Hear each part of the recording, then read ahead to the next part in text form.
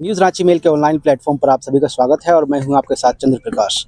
JPSC जो है लगातार विवादों में रहा है। आपको बता दें, जब जेपीएससी का एग्ज़ाम हो रहा था या फिर जेपीएससी के अध्यक्ष का चुनाव होना था, इन चीज़ों को लेकर के भी लगातार आंदोलन था। ऐसे में रिजल्ट को लेकर लंबे समय से जो छात्र थे वो जेपीएससी कार्यालय के बाहर जो है आंदोलन कर रहे थे, लेकिन अब रिजल्ट जो है वो निकल गया। लेकिन इसमें भी कहीं न कहीं जेल के नेता देवेंद्र नाथ महतो इस पर अब गंभीर आरोप लगाते हुए नजर आ रहे हैं। उन्होंने साफ कहा कि ये जो रिजल्ट है वो फर्जी तरीके से निकाला गया है। आगे उन्होंने क्या कुछ कहा, आइए आपको सुनाते हैं। आप तमाम मीडिया बंधु को बहुत बहुत आभार और धन्यवाद। और आज का सामूहिक प्रेस कॉन्फ्रेंस का उद्देश्य है जेपीएससी द्वारा जारी 11वीं से 13वीं सिविल सेवा परीक्षाफल में हुई त्रुटि को लेकर के संपूर्ण झारखंड प्रदेश से जो शिकायतें हमारे पास आई, उसके बाद हम लोग ने उसका गहन रिसर्च किया, अध्ययन किया और तब जाकर के पाया कि जेपीएससी हमेशा की तरह जो रिकॉर्ड तोड़ नए तरीके से गड़बड़ी करती है, फिर से ये 11वीं से 13वीं जेपीएससी में भी अपने ही नियम का उल्लंघन करते हुए, विज्ञापन का नियम का उल्लंघन करते हुए, गजट का नियम का उल्लंघन करते हुए, साथ ही साथ the Jharkhand combined civil service examination rule 2023 के नियम का उल्लंघन करते हुए, और साथ ही साथ सबसे बड़ी बात, संविधान के अनुच्छेद 15 और 16 में प्रावधान आरक्षण के नियम का अवहेलना करते हुए जेपीएससी मनमानी तरीके से 11वीं 13वीं सिविल सेवा परीक्षा परिणाम को जारी किया है।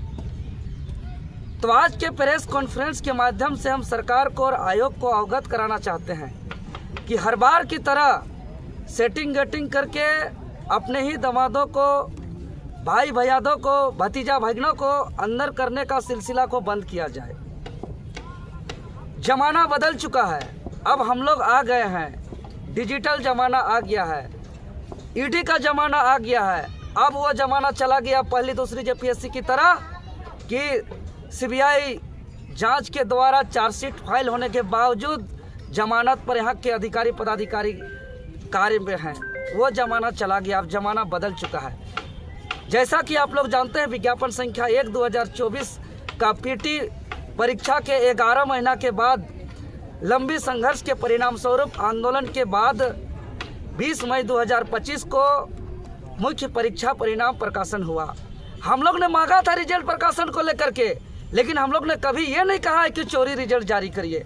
रिजल्ट चौंकाने वाला हम बताना चाहेंगे, मेंस मुख्य परीक्षा का जो रिजल्ट है, इस रिजल्ट को अगर पलटिएगा तो देखिएगा कि लग रहा है कि ये मेंस रिजल्ट ये है, पीटी रिजल्ट ये है। दोनों का हम नियम बताएंगे, दोनों का हम रिजल्ट प्रकाशन भी आयोग का आधिकारिक रूप से जो नोटिस जारी किया गया है हम उसका बताएंगे। पहले हम मेंस रिजल्ट दिखाते हैं। मेंस रिजल्ट देखिएगा तो मैट्रिक इंटर की तरह लगातार रोल नंबर है, रोल नंबर अंतिम हो गया, रिजल्ट खत्म हो गया। किसका क्या मार्क्स है, किस कैटेगरी का कितना कट ऑफ गया है, किस कैटेगरी से कितना सिलेक्शन हुआ है, सब कुछ अंधकार में रखा हुआ है। कोई पारदर्शिता नहीं, किसको समझ में नहीं आ रहा है। सिलेक्शन हुआ है उसको भी समझ में नहीं आ रहा है कि मेरा रैंक क्या है। फेल हुआ है उसको समझ में नहीं आ रहा है कि हम कितना मार्क्स से फेल हुए हैं। अगर हम बात करें पीटी रिजल्ट का, तो पीटी रिजल्ट के बाद रिजल्ट के साथ ही जब अंतिम पेज में देखिएगा तो इसका कट ऑफ जारी है। चाहे आप वर्टिकल रिजर्वेशन की बात करें या हॉरिजॉन्टल रिजर्वेशन की बात करें, अनरिजर्व का कट ऑफ है BC1 का, BC2 का, SC का, ST का, EWS का। इसके अलावा जो हॉरिजॉन्टल रिजर्वेशन, जो प्रिमिटिव ट्राइब का, स्पोर्ट का, PWD ब्लाइंड का, डियर डम का, लोकोमोटिव का, हर तरीके का जितने भी रिजर्वेशन का विज्ञापन में प्रावधान है, ये पीटी में पालन किया गया। तो वहाँ पे कोई प्रकार का विवाद नहीं था, सब सही था। लेकिन 11 महीना तक रिजल्ट छुपाने के बाद जो रिजल्ट प्रकाशन हुआ, इसमें कहीं कटअप नहीं, मार्क्स नहीं, रिजर्वेशन का पालन नहीं।